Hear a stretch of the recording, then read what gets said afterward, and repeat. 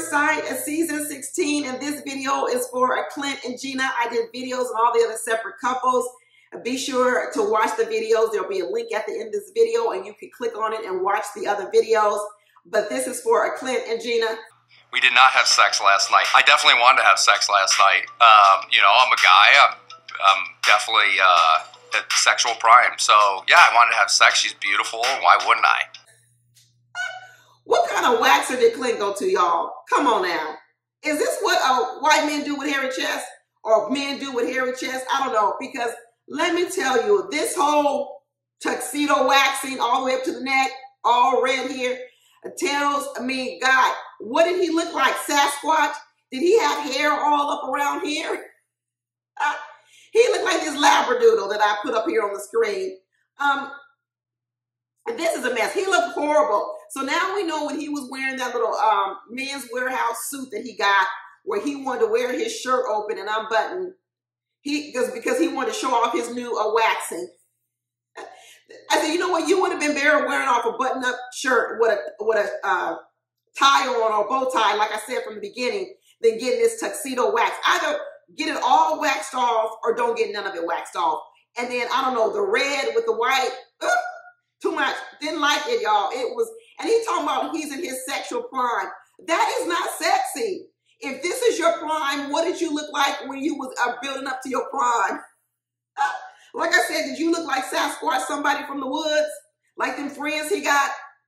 Clint is a mess. I almost called him Mitch, but Clint is a mess. But let me tell you, this episode, Gina lost a few points with me because Gina fired the first shots, y'all. We know we've been seeing these clips of when Clint is going in on Gina's looks and saying he doesn't normally date someone like this. But here we got Gina throwing the first shots at breakfast the next day, talking about Clint ain't normally what she normally dates. Girl, you didn't need to say that. I already knew she didn't like Clint. So now we know both of them are on here pretending like they like each other in the beginning. Like both of them are pretending like they really like each other physically. They don't like each other. They saw each other in that apartment building long before this show. They didn't like each other now. So all now, this is just acting. This is acting. They don't like each other. So she goes to friends and says, you know what, I don't normally date no redhead, whatever she called them, type of men. Why do people say that?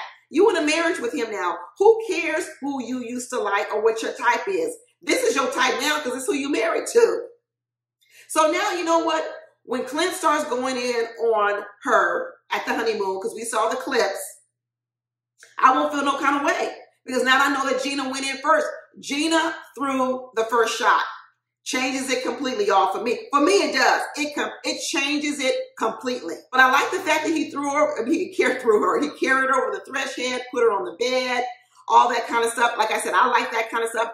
My video about Eris and Jasmine, I give Eris a strike for not doing that. I like, even Chris picked up a big old Nicole and carried her over the threshold. Men, before you get married, do some weights, start lifting something so you can lift the weight of your wife, whatever her weight is, okay? And carry her over the threshold like Shaq did.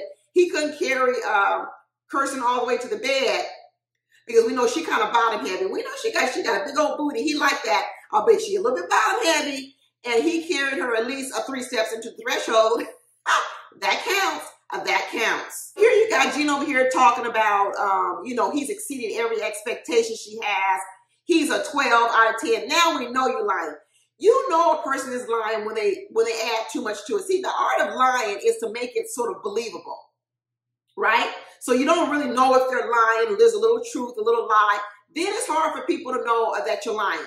The minute she said that Clint was a 12 out of 10, and this man is walking around with a tuxedo shade, I was like, this girl is lying through her teeth. Lying. So now we know what else comes out that big old mouth, lies. Now we know what else comes out of that wide mouth, and it's going to be some lies. We in for a ride with these two, y'all. We thought we was just going to be on Clint this whole season, I'm telling you. Like I said last week, I said, I think I'm going to have a little bit for Gina, and I got a little heat for Gina today. Gina threw the first shot. Gina threw the first shot. At this point, you could tell Clint just want to have sex with Gina. He, like I said, he wants to have sex with anyone because he doesn't have no criteria. Remember, he said he slept with 60, 65 women. I don't even know what the count was. Everybody was correcting me. Some people said it was 100. Some people said 65. The point of the matter is he's had a lot of sex.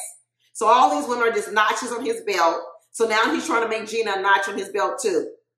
Come on, he want to have sex right now, but he wants to, I'll wait.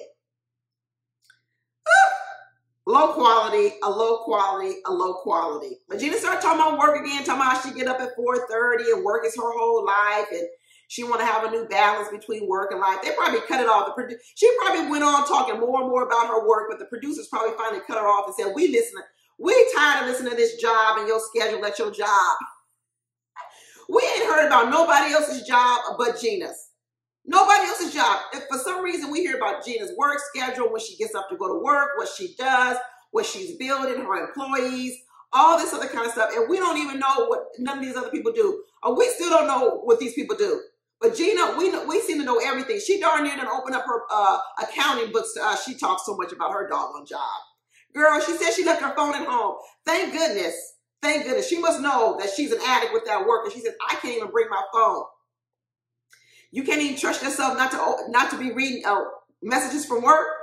Yeah, she does need some help. But here they are. They both ain't got free time. They both aren't going to have free time for each other. You know, they're probably equal levels financially. They live in the same building, so they're probably pretty much making the same type of money. Like she said, she's successful in the hair salon business. He's successful with what he does in IT or whatever he said he did. They live in the same building, so they can afford the same type of rent money. At least we know that. They got the same taste. They ended up picking out the same building. They got the same taste. They both like to travel or do stuff, supposedly. But I guess the problem is going to be, like the sister said, they're so alike. Where's going to be the compromise? Because what he likes to do and what she likes to do seem to be two different things. So there's going to need to be a compromise on whose stuff do we do when we both want to do the hell what we want to do. They got a dilemma on their hands. But that's it, y'all. That's it for them today. Be sure to watch my other videos, and don't forget to watch my parody and the after party video that I did this week. I'll talk to you later. Bye.